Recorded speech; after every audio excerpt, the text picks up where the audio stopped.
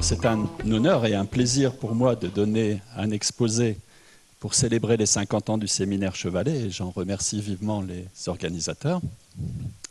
Ça fait plus de 35 ans, je n'ose pas trop compter, que je fréquente occasionnellement le séminaire Chevalet, et de temps en temps j'ai eu la chance d'y parler, mais malheureusement je n'ai pas souvenir d'avoir vu ou rencontré Chevalet, et je n'ai pas d'anecdote particulière à raconter sur lui, c'est désolant, mais c'est comme ça.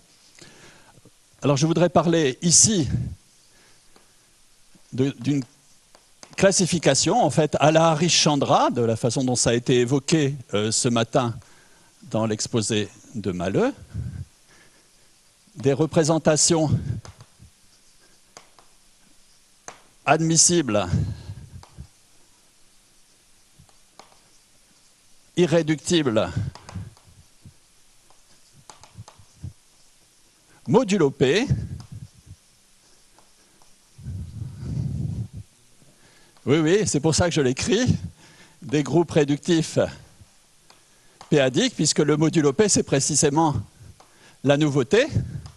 Alors le titre dit tout, ça ne va pas m'empêcher d'expliquer ce dont il s'agit. Et c'est un travail en commun avec Noriyuki Abe, Florian Herzig et Marie-France Vigneras.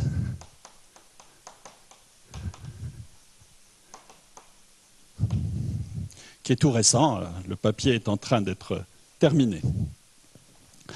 Alors, je veux d'abord fixer le cadre.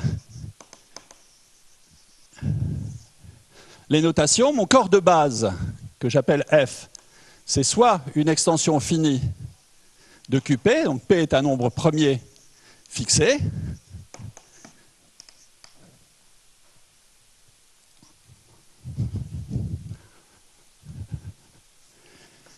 j'aime bien P égale 2, mais il ne joue pas un rôle particulier ici, contrairement à d'autres circonstances. C'est soit une extension finie de QP, ou l'équivalent en caractéristique P, c'est-à-dire une extension finie du corps des séries formelles en une variable, des séries de Laurent formelles en une variable sur le corps fini FP. On a un groupe réductif linéaire algébrique réductif connexe sur F, et on s'intéresse aux représentations du groupe topologique des points sur F, que j'appelle G. Ces représentations sont alors représentations, pour moi, de G. Ça va être représentation lisse, où lisse, ça signifie que tout vecteur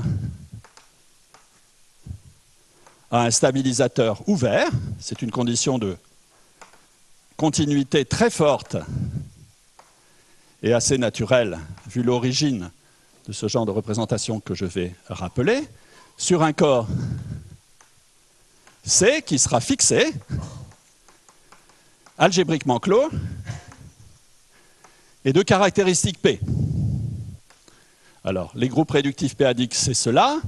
Les représentations lisses, bon, irréductibles, c'est la notion habituelle. Modulo P, ça fait référence au fait que le corps des espaces dans lesquels on représente ce groupe est de caractéristiques P. J'expliquerai un tout petit peu plus tard l'admissibilité, qui est une condition de finitude naturelle dont on espère qu'elle n'est pas nécessaire. Alors pourquoi s'intéresser à de telles représentations?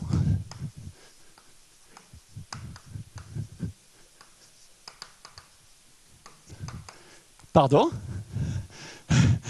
Alors, parce qu'on est obligé quand on est arithméticien. La théorie classique des formes modulaires,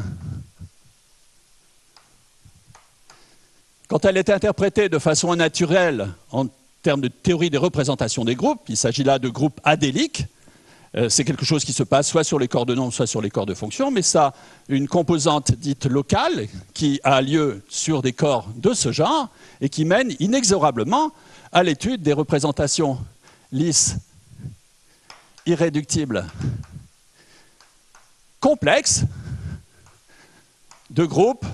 En l'occurrence, si ce sont les formes classiques, c'est le groupe GL2 de QP, mais cette fois, celle-là sur C. Cependant, vous savez bien que, par exemple, entre les mains d'Andrew Wise, la théorie des congruences, ou plutôt l'étude des congruences entre formes modulaires, a pris un grand essor, a eu des succès spectaculaires, et en fait, par la même démarche, on est automatiquement amené à regarder les représentations lisses irréductibles de ce même groupe GL2 de QP, mais sur la clôture algébrique d'un corps fini, ou sur des extensions assez grandes d'un corps fini. Donc on est obligé, et bien sûr il y a d'autres variétés de formes modulaires, formes modulaires de Hilbert, formes modulaires quaternioniques, hermitiennes, qui poussent à regarder en fait n'importe quel groupe G. Donc c'est tout à fait naturel et nécessaire. Alors mais pourquoi? Oui, mais pourquoi parler de ça ici? Après tout, bien sûr, je n'ai pas besoin d'excuses pour regarder des représentations de groupes face à cette assemblée, mais pourquoi parler de ces groupes ici? Parce que, en fait, comme on le verra, intervient non seulement de manière en passant, mais de façon importante dans cette étude et dans les démonstrations, la théorie des représentations de groupes réductifs finis, ceux qui ont été examinés dans le cadre de l'exposé de Mahler ce matin, mais sur le corps C. Alors ce sont des groupes réductifs finis sur K, qui est le corps résiduel de F. Il me faut un tout petit peu plus de notation ici. F a une valuation, possède un anneau des entiers, qui est un anneau de valuation discrète avec un idéal maximal. Et le corps résiduel, c'est le quotient de l'anneau de valuation par l'idéal maximal. Je l'abrège en K au lieu d'écrire KF. Et bien sûr, comme j'ai pris F de caractéristique résiduelle P, ceci est de caractéristique P, si bien qu'il s'agit, non pas comme ce matin, de représentation de groupes réductifs finis en caractéristiques transverses, mais en caractéristiques naturelles. Et j'aurai à les utiliser tout à l'heure. Donc c'est ma maigre excuse pour vous ennuyer avec ce genre de représentation. Oui, bon, ça c'est gentil, merci. Alors un petit point de nature historique. Cette histoire a commencé pour l'étude de représentation modulo P de groupes réductifs péadiques avec le cas de GL2F dans les travaux de Laure Bartel et Ron Livney dans les années 90. Et les résultats que nous obtenons tous les quatre sont en fait un aboutissement de résultats partiels, mais de méthodes nouvelles qui ont été introduites en particulier par Herzig vers 2008, et qui traitaient le cas de GLN. Ces méthodes ayant été étendues par AB, qui vers 2011 a traité le cas où G est déployé. Et nous traitons maintenant le cas général, après quelques papiers préliminaires communs avec Marie-France Vigneras. Si vous voulez penser à un cas qui n'est pas déployé, qui n'est pas GLN et qui est assez représentatif de ce qui se passe, vous pouvez penser au groupe des matrices inversibles sur une algèbre à division.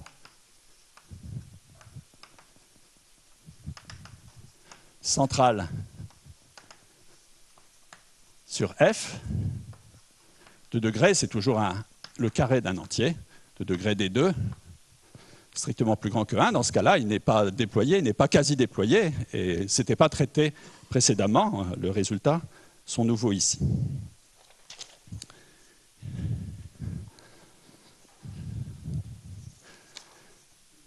Je t'en prie.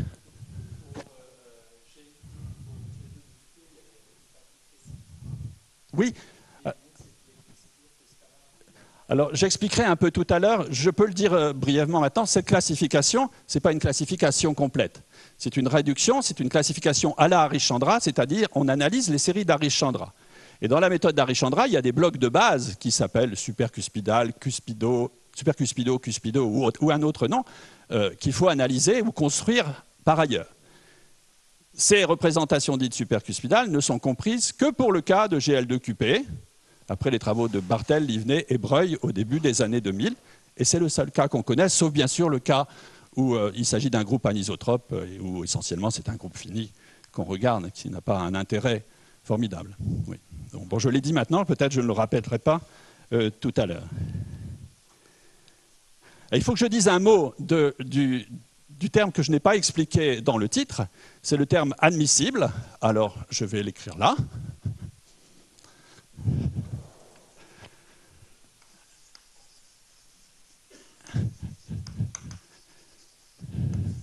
Peut-être un mot de commentaire sur LIS. Tout vecteur a un stabilisateur ouvert. Ça n'a d'intérêt que parce que le groupe G a beaucoup de sous-groupes ouverts. Ce n'est pas un groupe complexe, c'est un groupe p-adique. Et en particulier, G est non seulement... c'est un groupe localement compact, mais qui est localement profini et même localement pro-P. C'est-à-dire, il existe un sous-groupe ouvert qui est limite projective de P-groupe fini. Ce qui est assez facile à voir. Et non seulement donc, il a un sous-groupe ouvert qui est limite projective de P-groupe fini, mais il a un système fondamental de voisinage formé de tels sous-groupes ouverts. Donc il y a beaucoup de sous-groupes ouverts et il y a aussi beaucoup de représentations lisses, irréductibles. Mais dans le cas classique, sur C, on peut étudier, bien sûr, comme je l'ai signalé, les représentations sur C. Si on a une représentation qui est lisse et irréductible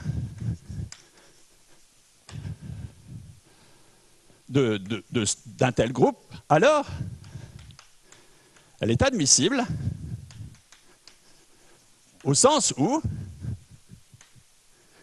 si K est un sous-groupe ouvert, qu'on peut prendre compact, alors, donc c'est une représentation, disons, pi sur un espace vectoriel X. Dans cette première phrase, il est complexe. Si K est un sous-groupe ouvert, alors les points fixes par K dans l'espace X forment un sous-espace de dimension finie. C'est là la condition de finitude, qui en fait est tout à fait naturelle, parce que quand il s'agit d'espaces et de représentations qui viennent des formes modulaires, on trouve des représentations admissibles. C'est un résultat général que lisse et irréductible pour des représentations complexes implique admissible. Sur notre corps de caractéristiques P, lisse plus irréductible peut-être implique admissible, mais nous n'en savons rien.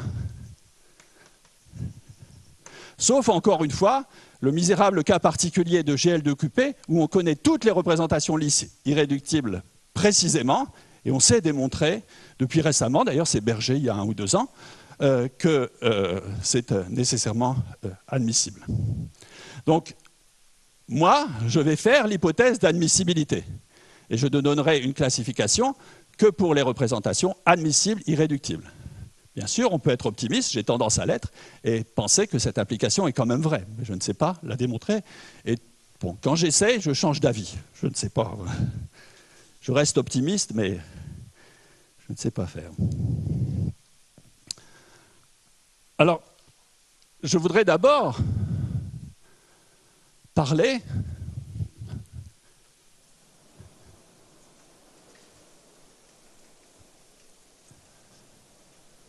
C'est monté assez haut ou pas? Bon. Je voudrais d'abord parler de la restriction au sous-groupe compact ouvert qui permet de justifier un peu pourquoi les représentations de groupes réductifs finis interviennent dans cette histoire.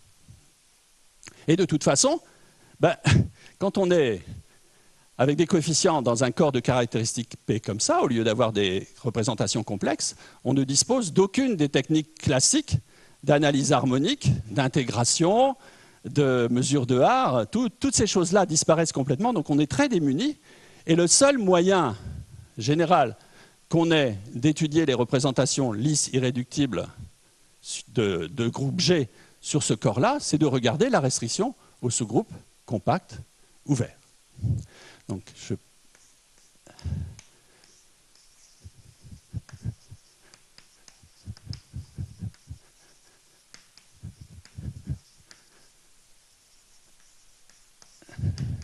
alors il y a, comme je l'ai dit,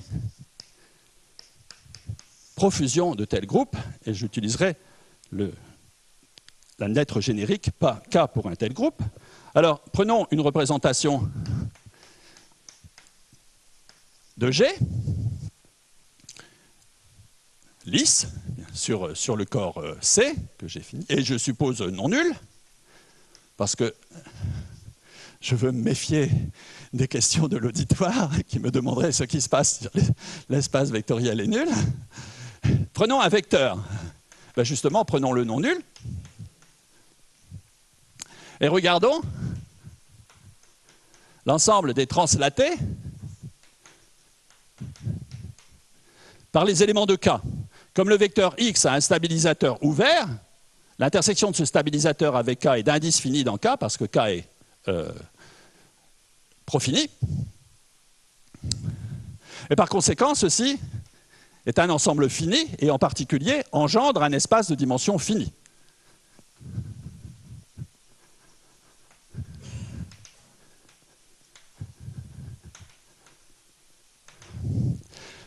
On en déduit en particulier que, que la restriction de pi à k a des sous-modules irréductibles.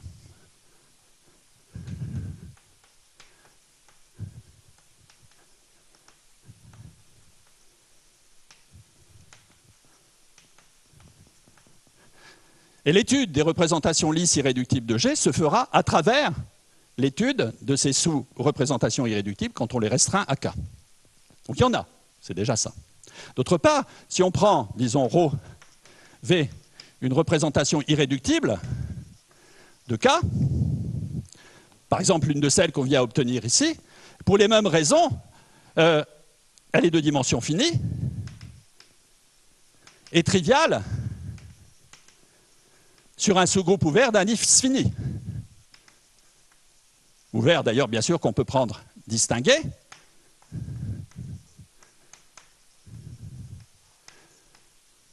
Toujours à cause de l'hypothèse de licité.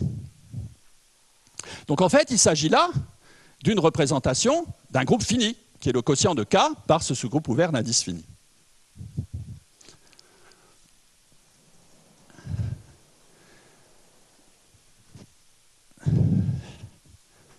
Ah non, c'est lequel? Ah oui, bien sûr.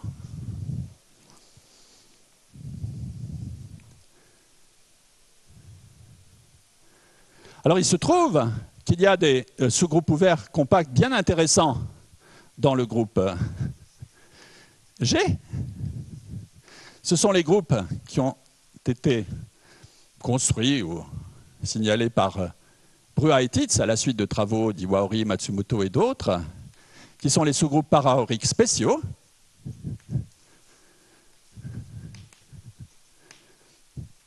Et ils ont une vertu que je vais me forcer d'expliquer. D'abord, il faut peut-être mentionner quelque chose de supplémentaire, c'est que si K est un pro-P-groupe, dans la situation précédente, le quotient que j'obtiens là, le quotient fini, c'est un P-groupe. Et par conséquent, il a des points fixes dans une représentation non nulle, puisqu'il s'agit de représentations en caractéristique P. Si cette représentation est irréductible et que K est un P-groupe, c'est une représentation triviale.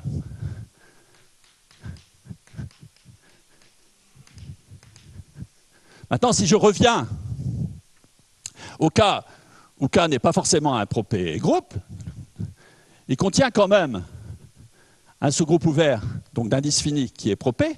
Donc j'en déduis, sinon, en tout cas,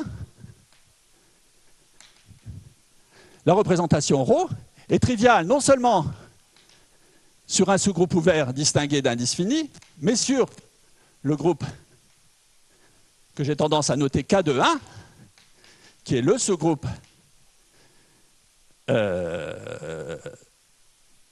distingué pro-P maximal. Il y en a un et un seul, il se trouve être d'indice fini. Alors les sous-groupes para-auriques spéciaux, disons on va en noter un comme ça, K, ils ont la vertu, qui est fortement intéressante, à savoir que si je prends le quotient de ce groupe par le groupe K de 1, ici, je trouve en fait qu'il s'agit du groupe des points sur le corps K, qui est le corps résiduel de F, d'un groupe réductif, connexe, comme pressant, sur K. Par conséquent, les représentations irréductibles de K, qui sont toutes triviales sur K de 1, sont exactement les représentations irréductibles sur le corps C de ce groupe-là, lesquelles on connaît.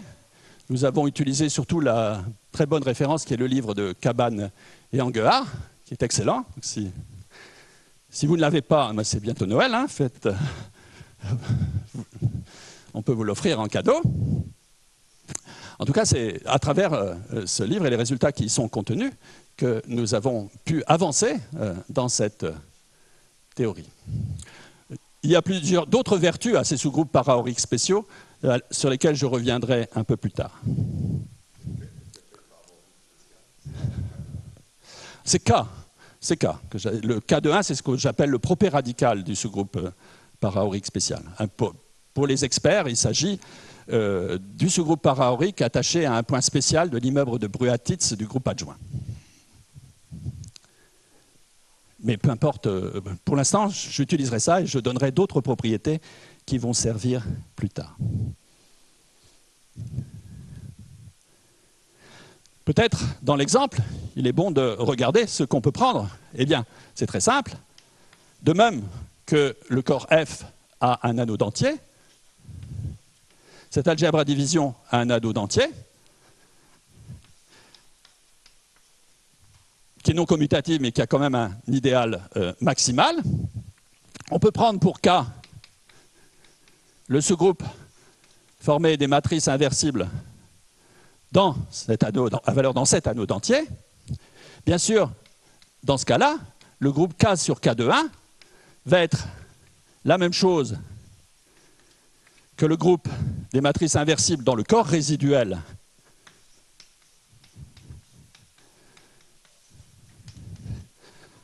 de cette algèbre à division, et ceci n'est pas le corps K de F, mais c'est une extension de degré D du corps résiduel de F. Le même D qui est où? Qui est là, ben voilà. Vous voyez comme le tableau, c'est bien fait tout. Bon, mais maintenant j'ai un problème, c'est qu'il faut que j'efface.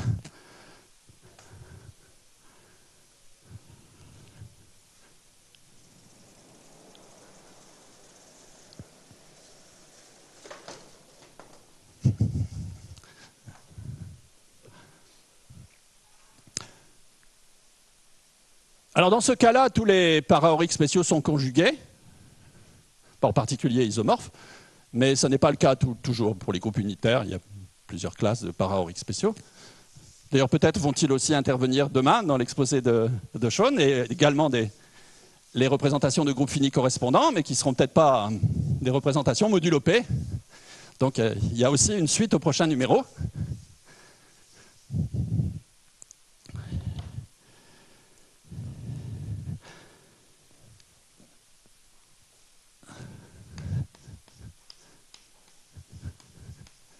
Alors je vous ai dit qu'il s'agissait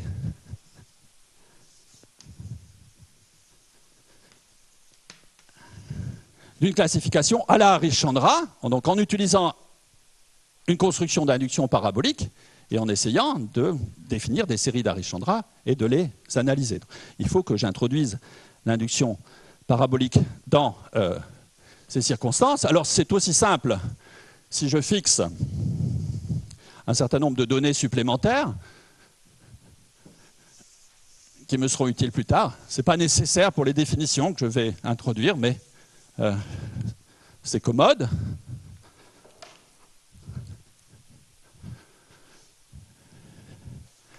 Je vais fixer un tore maximal déployé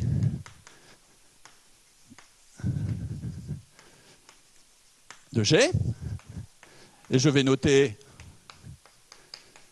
S non souligné les points sur F, et je ferai pareil pour toutes les choses que je vais introduire ici. Z, ça va être le centralisateur de S. B, ça va être un parabolique minimal de sous-groupe de Lévy Z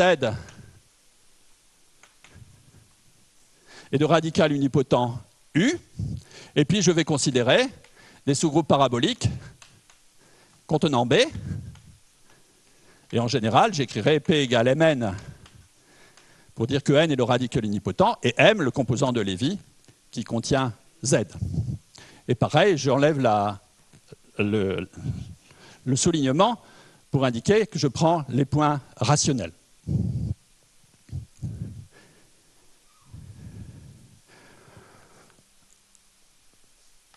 Alors, ce qui va m'intéresser, c'est un procédé qui part d'une représentation d'un sous-groupe de Lévy M et qui fabrique une représentation du groupe ambiant G. Donc, si sigma W est une représentation lisse, donc une C-représentation lisse de M, je vais fabriquer une représentation dite induite parabolique de P à G de sigma sur un espace de fonction. D'ailleurs, en général, on n'utilise que la notation de l'espace de fonction ici. Mais ce sont des fonctions sur G à valeur dans W qui se transportent bien par rapport à l'action à gauche de P, c'est-à-dire trivialement sur N.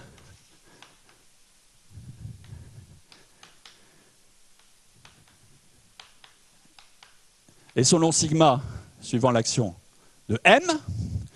Mais bien sûr, de telles fonctions, il faut quand même imposer une condition de licité. Sur ce genre de fonction, j'ai une action de G, ici par translation à droite. Et je prends les fonctions qui ont un stabilisateur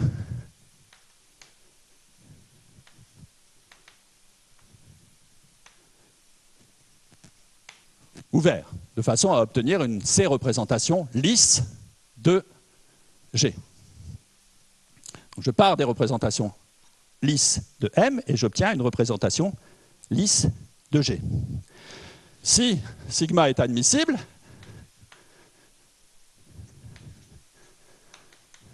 alors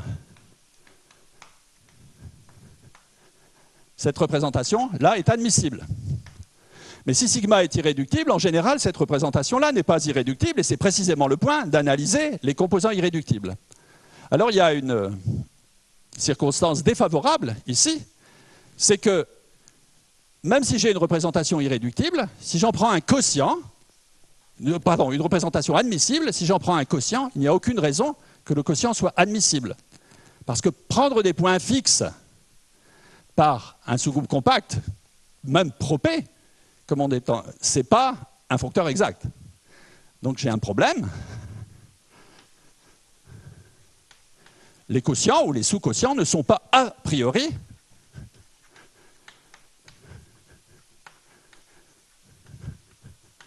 admissibles. Alors en fait, on peut prouver, mais c'est à la fin de la classification, que si sigma est admissible, alors cette induite est de longueur finie, tous ces sous-quotients sont admissibles et même ils ont multiplicité 1. Ce qui est assez surprenant si on pense à la théorie complexe. Là, on a multiplicité 1. Mais je pourrais... en fait, si je le dis ici maintenant, c'est prématuré puisque ça vient à la fin de toute l'analyse. Oui, je parle des sous-quotients qui sont irréductibles, sont admissibles, mais les autres aussi sont admissibles. Ils n'apparaissent qu'une fois, oui, oui. Oui, c'est qui est assez surprenant, c'est comme ça. Alors, je vais monter ça.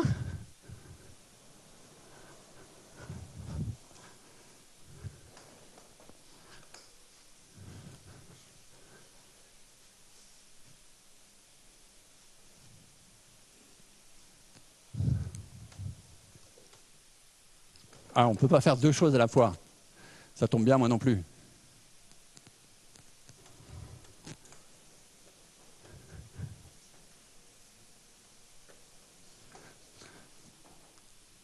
Il est peut-être bon de regarder un exemple qui est à peu près le premier exemple que vous ayez envie de regarder, vous aussi. C'est celui où on part du Lévy minimal, Z, ou du parabolique minimal P, et où on prend la représentation la plus simple qu'on puisse avoir, c'est-à-dire la représentation triviale.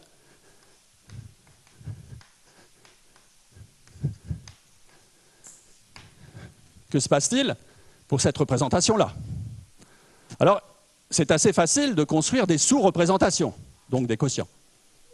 Parce que si jamais j'ai P, un parabolique qui contient B, ça c'est tout simplement les fonctions sur G sur B à valeur dans C. Donc, si j'ai un parabolique qui contient B, les fonctions qui sont constantes à gauche modulo P sont aussi constantes à gauche modulo B, et donc j'ai un plongement comme ceci. Et d'ailleurs, si Q est un autre parabolique qui contient P, j'ai un plongement comme ceci. Et je peux former le quotient qui se présente naturellement,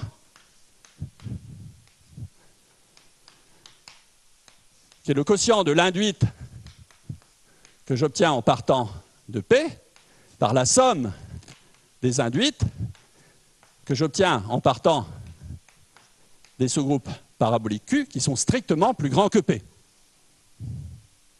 Qu'on appelle représentation de Steinberg généralisée. En fait, si je prends P égale B, c'est vraiment la représentation de Steinberg classique, pour autant que vous ayez l'habitude des représentations de Steinberg. Mais c'est vraiment le même genre de définition.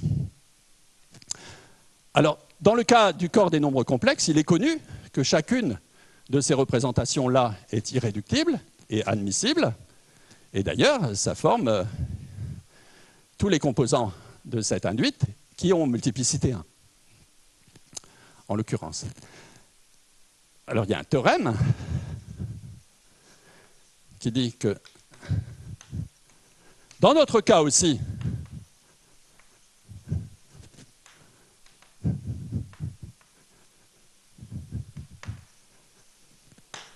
cette représentation est irréductible et admissible, et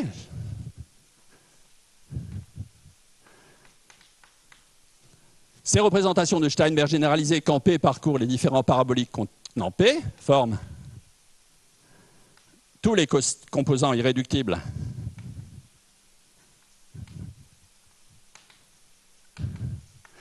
de l'induite à partir du parabolique minimal, chacun intervenant avec multiplicité 1.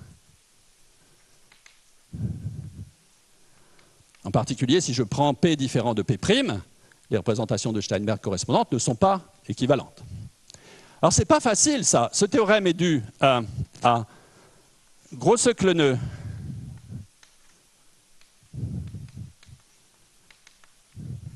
disons dans un premier cas pour G déployé,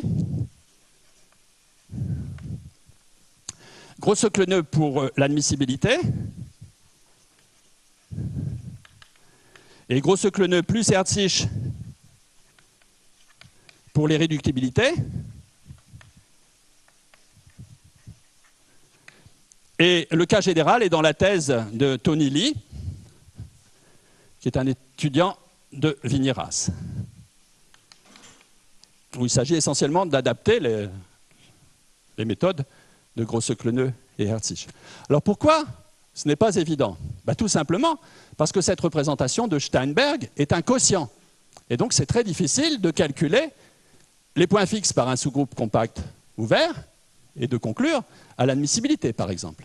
Alors il se trouve que Grosse-Cleneux a donné un nouveau modèle qui est nouveau même dans le cas des représentations complexes, pour non pas cette représentation de Steinberg, mais pour la représentation de Steinberg restreinte à l'Iwaori, que je n'ai pas introduit encore, mais je vais le faire rapidement. Vous vous rappelez que j'ai fixé un sous-groupe paraorique spécial. Je vais le supposer en bonne position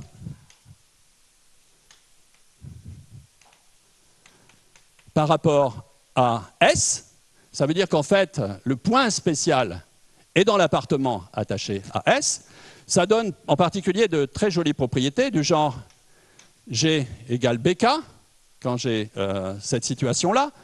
L'intersection de P avec K, c'est tout simplement le produit de l'intersection de M avec K et de l'intersection de N avec K. Ce n'est pas quelque chose qui est trivial.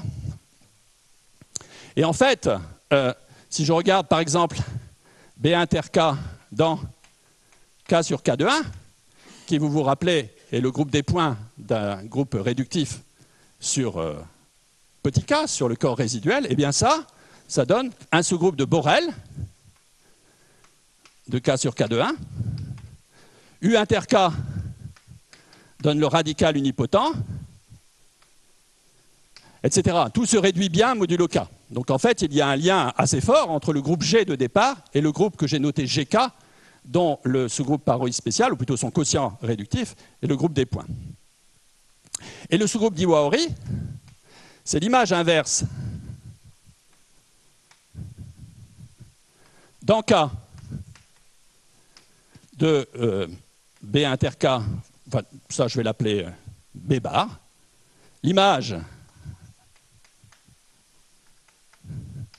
de B inter K dans ce quotient, je l'appelle B bar, ce qui est assez raisonnable.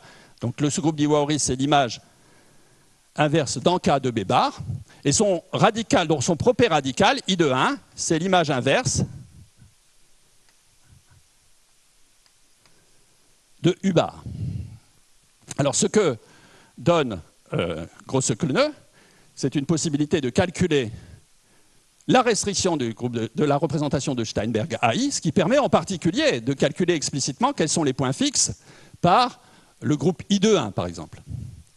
Et curieusement, là, c'est quelque chose que je n'ai pas dit encore, mais qui est amusant, en caractéristique P, si on sait démontrer que pour un sous-groupe pro-P ouvert, l'espace des points fixes est de dimension finie, ça sera vrai pour tous les sous-groupes pro-P ouverts plus petits. Bien sûr, ce sera vrai pour les plus gros, mais ce sera vrai aussi pour les plus petits. C'est quelque chose qui est surprenant, donc ça suffit.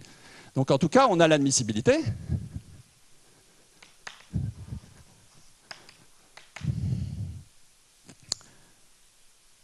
Malheureusement, ça ne permet pas tout à fait de calculer la restriction à K. C'est I qui est plus petit que K. Alors il faut encore travailler pour avoir l'irréductibilité. L'irréductibilité vient de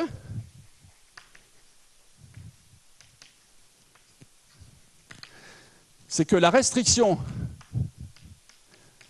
de cette représentation de Steinberg à K a un seul sous-représentation irréductible, comme représentation de K, qui engendre tout sur G.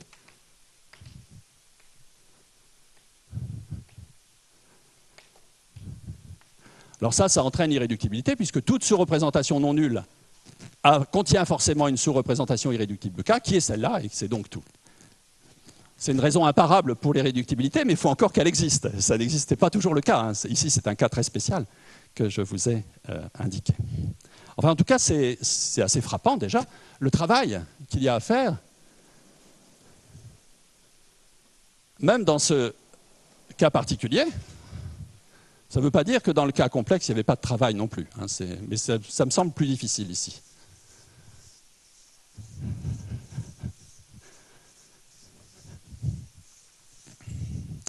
Bien. Alors, est-ce que j'ai le temps de montrer un diagramme magique ?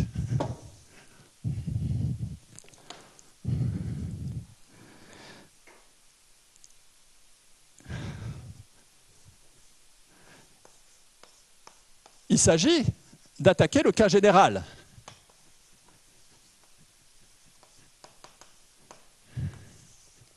Pour attaquer le cas général de la classification, j'ai dit quel est l'outil ?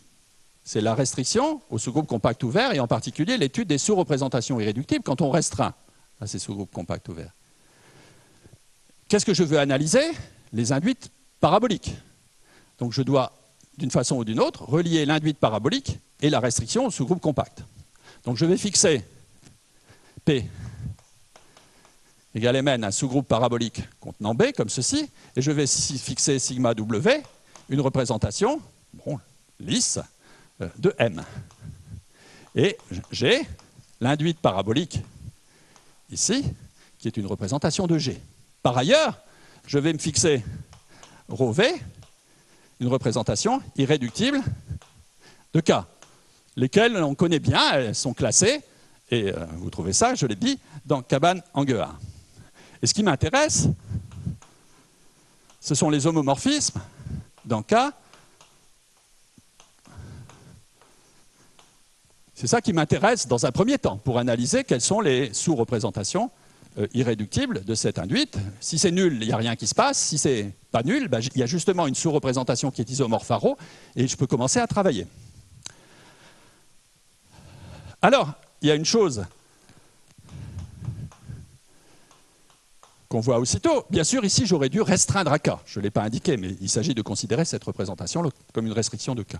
Alors, comme on a cette merveilleuse propriété G égale PK ici, on voit tout de suite qu'on peut remplacer cette induite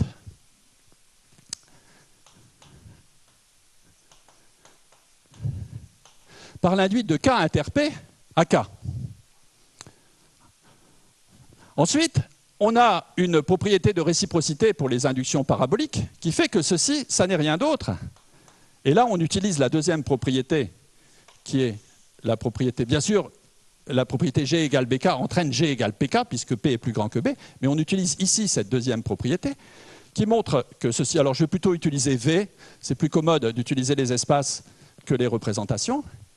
Ici, ça va être les homomorphismes sur M inter K, des co-invariants par le sous-groupe N inter K, et bien tout simplement dans W. Ça, c'est la réciprocité de Frobenius pour l'induite parabolique, que je n'ai pas énoncée, mais qui n'est pas difficile.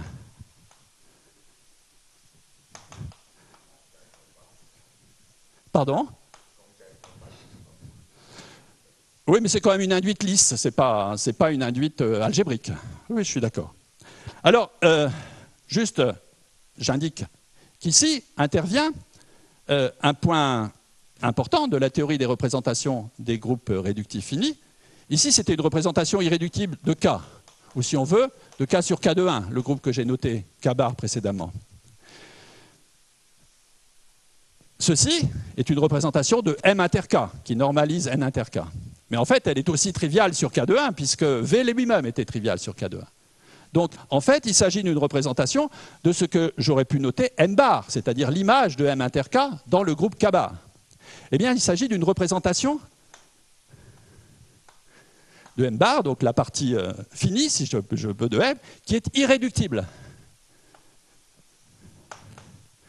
Ce n'est pas du tout évident, mais c'est comme ça. C'est la théorie des représentations en caractéristiques naturelles des groupes réductifs périodiques, ce qui permet d'espérer un procédé inductif. Je suis parti d'une représentation irréductible ici, et en quelque sorte, je me ramène à travailler sur M, mais j'ai encore une représentation irréductible. C'est pas mal, ça pourrait être n'importe quoi, mais c'est irréductible. Alors, on peut utiliser aussi la réciprocité de Frobenius pour l'induction ordinaire. Ici, on trouve que ce sont les homomorphismes sur G de cette induite qui est tout simplement l'induite ordinaire, l'induite algébrique, K étant un sous-groupe ouvert. On a l'habitude d'appeler ça induite compacte, mais c'est simplement l'induite algébrique. Et si on arrive ici, eh bien on a aussi les homomorphismes sur M, de l'induite de M inter K à M. Alors je n'ai fait que des trivialités, hein, des réciprocités de Frobenius, mais tout ça c'est fonctoriel. C'est fonctoriel en W, c'est fonctoriel en V. Et si je m'attache aux deux bouts ici, eh bien j'ai ce module-là, et manifestement un module à droite sur l'algèbre de Hecke, enfin, ce qu'on appelle l'algèbre de Hecke, c'est les endomorphismes de cette induite, et qui peut s'écrire comme une algèbre de Hecke, c'est-à-dire sur des fonctions sur des doubles classes. Ici, à l'intérieur, j'ai un module sur l'algèbre de Hecke relatif à cette représentation de M inter K. Alors le fait que ce soit fonctoriel me dit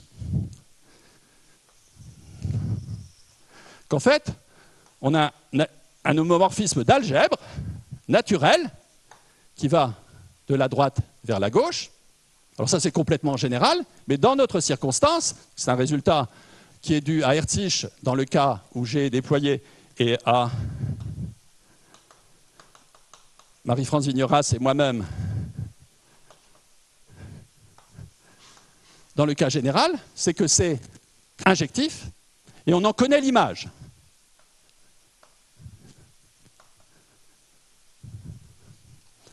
En fait, vous voyez bien que là aussi, on peut changer de parabolique, on aura quelque chose de tout à fait cohérent. On peut aller jusqu'à Hz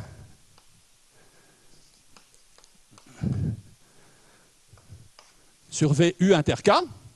Alors, ce qui se passe, c'est que VU inter K, c'est juste une droite. Ça, c'est aussi la théorie des représentations des groupes réductifs finis en caractéristiques naturelles. Ceci, c'est une représentation de Z inter K. Mais comme c'est un parabolique minimal, Z inter K est normal dans Z. Donc cette algèbre de Hecke est très facile à analyser. Celle-là, on l'analyse. Et en fait, l'image dans cette algèbre-ci, c'est former des fonctions qui sont à support dans des éléments qui contractent U inter K. Donc c'est très facile de décrire l'image.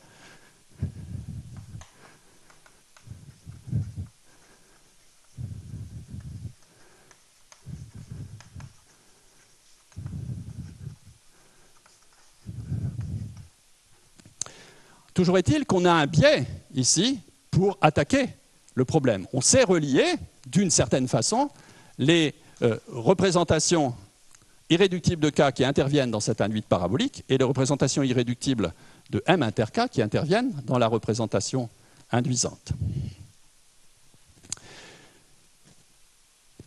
Je crois que je peux maintenant effacer les notations.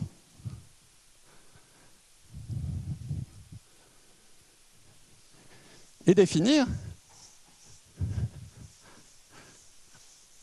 la notion de supersingularité, qui est en fait, il faut penser, et ce sera justifié tout à la fin, à quelque chose d'équivalent à cuspidal ou supercuspidal.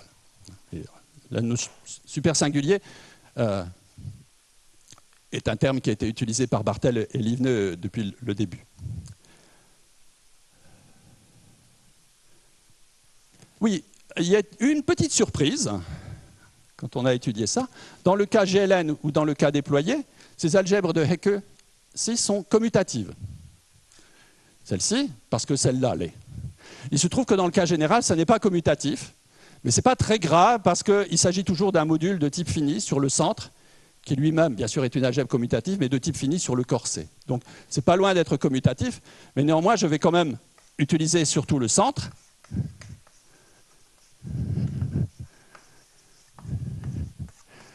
Qui s'envoie dans le centre de...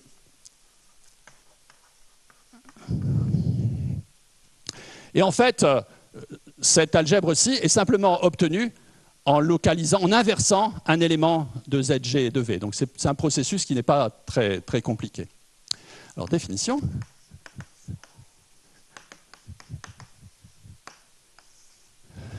Un caractère qui de ZG de V dans C est dit supersingulier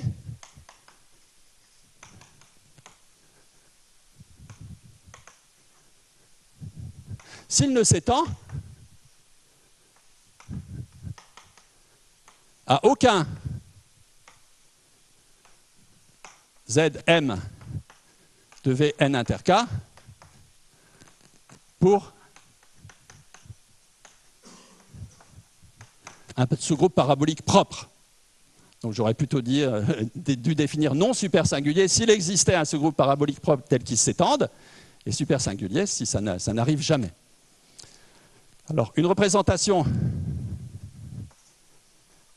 lisse, une représentation admissible, irréductible de G est dite super singulière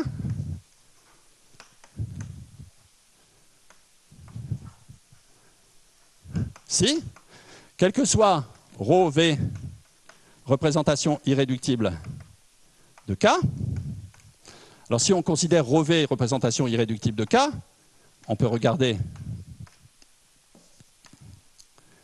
alors une représentation lisse irréductible, mais il me faut un nom, pi x peut-être.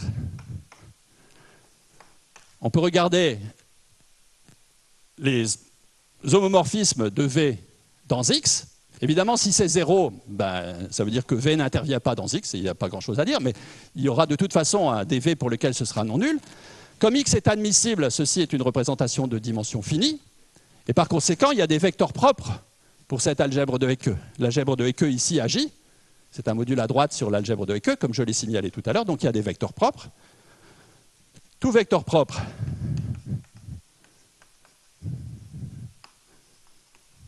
de l'algèbre de Hecke, ou plutôt de son centre, dans cet homomorphisme, dans cet espace d'homomorphisme, est super singulier.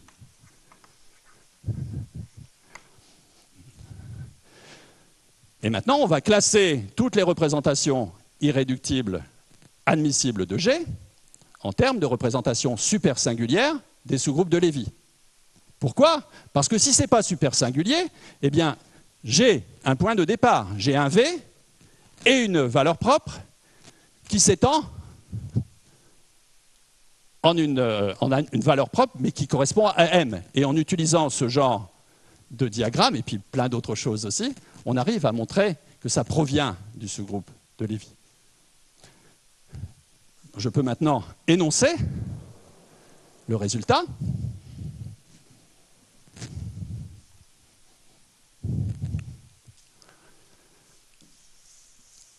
On peut classer toutes les représentations admissibles irréductibles de G en termes de triplets.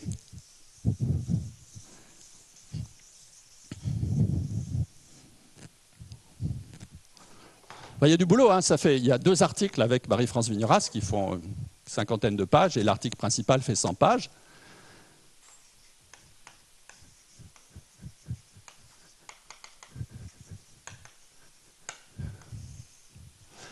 On va considérer des triplets P, sigma et Q. Alors P, c'est un sous-groupe parabolique de G, contenant B. Sigma, c'est une représentation admissible, irréductible, super singulière de M, comme il se doit. Alors, quand on a une représentation d'un Lévy comme ça, en fait, il se peut qu'elle s'étende à un... On peut la considérer comme une représentation du sous-groupe parabolique P qui est trivial sur N, mais il se peut qu'elle s'étende à un sous-groupe parabolique plus grand. En fait, il existe un plus grand sous-groupe parabolique P de sigma de G, tel que sigma s'étende à P de sigma, comme je l'ai dit, de façon triviale.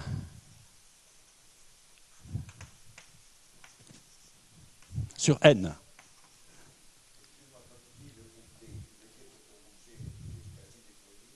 Non, c'est un sous-groupe parabolique minimal.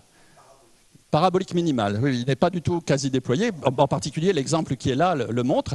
Dans cet exemple, on pourrait prendre comme groupe B le sous-groupe des matrices triangulaires supérieures et le groupe Z est le groupe des matrices diagonales. Donc c'est vraiment complètement généreux. Et oui, mais parce que j'avais des P, P0 c'est embêtant parce qu'après j'ai besoin d'indices, etc. Je suis d'accord. Oui, oui. Tout ce qui commence par C ne veut pas dire quartier.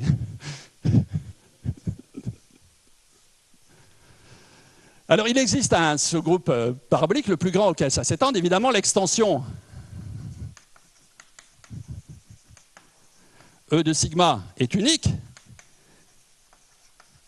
et elle est irréductible et admissible.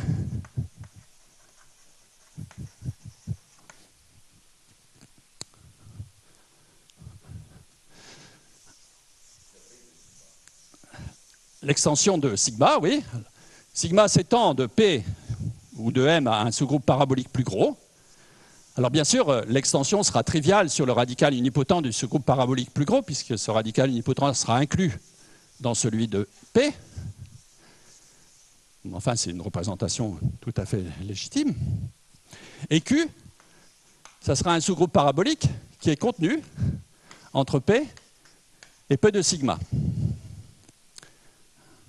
Vous voyez ici, comme sigma s'étend à P de sigma, quand je fais l'induite de P à P de sigma, je vais avoir un phénomène de réductibilité automatique, puisqu'il y a une extension. Et c'est là que vont s'introduire des représentations de Steinberg. I de P sigma Q, c'est l'induite parabolique de P de sigma à G de cette extension tordue par la représentation de P de sigma. Je peux, si je veux, quotienter par le radical unipotent, mais ça n'a pas grande importance, de Q à P de sigma, la représentation de Steinberg généralisée que j'ai définie au départ. Bon, je l'avais définie pour les groupes réductifs. Si on veut la vraie définition, il faut diviser par le radical unipotent n de sigma en haut et en bas. Bien. Alors ça, c'est une représentation. Et la surprise, c'est le théorème qui dit, premièrement, pour un tel triplet, I de P sigma Q est irréductible et admissible.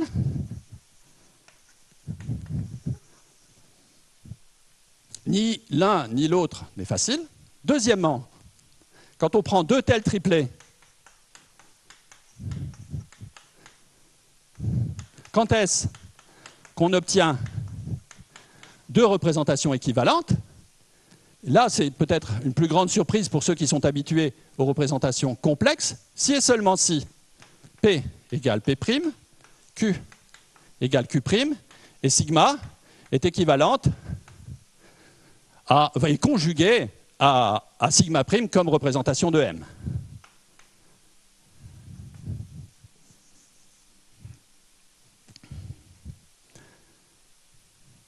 Donc ça, c'est très surprenant si on pense même à GL2, mais ça vient du fait que, je l'ai dit dès le départ, on ne dispose d'aucun des moyens habituels de l'analyse harmonique et par conséquent, on ne dispose aucunement de moyens de construire des opérateurs d'entrelacement.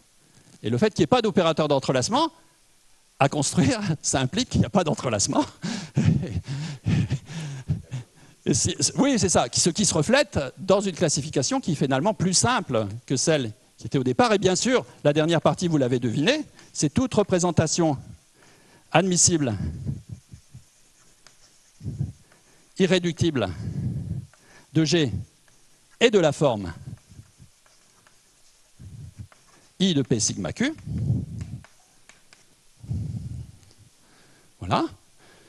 Et bon, je termine en donnant le corollaire qui dit brièvement que super singulier égale supercuspidal, ou par représentation supercuspidale de G, j'entends une représentation admissible irréductible qui n'intervient dans aucune induite parabolique comme sous-quotient. C'est pour ça qu'il y a le super. Alors, j'aurais pu énoncer, je l'ai fait à Amiens, je crois, en commençant par la notion de supercuspidale, mais je pensais que c'était bien de vous montrer où interviennent les groupes réductifs finis et leurs représentations. Si ça vous a plu, je vous remercie.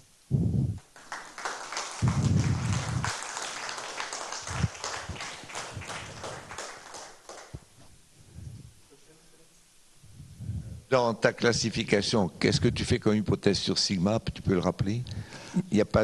C'est pas lié à super singulier. Sigma est une représentation admissible irréductible super singulière de M. Alors, comme l'a demandé Raphaël au départ, les représentations super singulières de G ou de M, on ne les connaît pas en général. D'accord. Alors, si M et Z, le parabolique minimal, ça c'est très facile parce que tout est super singulier. Pour GL2QP, on connaît tout. Pour GL2F, on sait qu'il y a des représentations super singulières, mais je n'affirme même pas qu'en général, il y ait des représentations super singulières. Ça, je ne le sais pas, sauf pour GLN de QP, où il y a un argument de nature globale dû à Herzig qui le montre. Donc, c'est c'est la même situation qu'avec Harry Chandra. Oui, oui, oui. On est réduit à la même. Exactement. Alors il faut penser que même pour GLN et les représentations complexes, ça a pris un certain temps, une bonne dizaine d'années, pour obtenir les représentations supercuspidales.